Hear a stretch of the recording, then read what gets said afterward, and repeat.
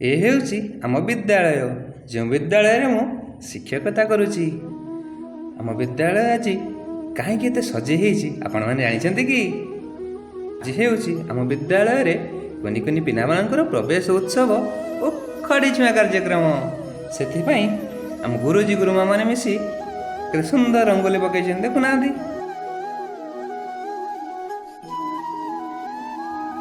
ଏ ହେଉଛି ସେହି କୁନି କୁନି ପିଲାମାନଙ୍କର ଶ୍ରେଣୀ ଗୃହ। ଦେଖୁନାହାନ୍ତି କେତେ ସୁନ୍ଦର ଭାବରେ ସଜେଇ ଠାକୁରଙ୍କୁ ପୂଜା ଅର୍ଚ୍ଚନା କରାଯାଉଛି। ପିଲାଙ୍କ ପାଇଁ କେତେ ଶିକ୍ଷଣ ସାମଗ୍ରୀ ସଜାଯାଇଛି।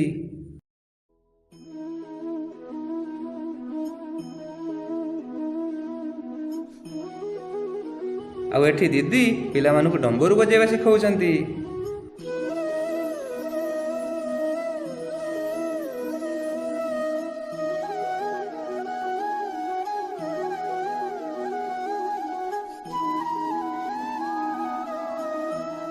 ତା ଭିତରେ ଆମ ଦିଦି ମଧ୍ୟ ମଜାରେ ଡମ୍ବରୁ ବଜାଉଛନ୍ତି।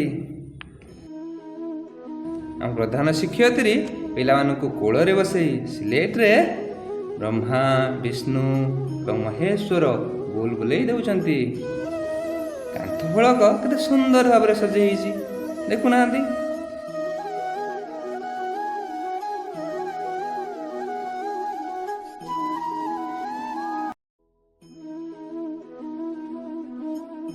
ଶେଷରେ ପିଲାମାନଙ୍କୁ ଦିଦି ମିଠା ଖୁଆଇ ଖଡ଼ିଛୁଆ କାର୍ଯ୍ୟକ୍ରମକୁ ଶେଷ କଲେ।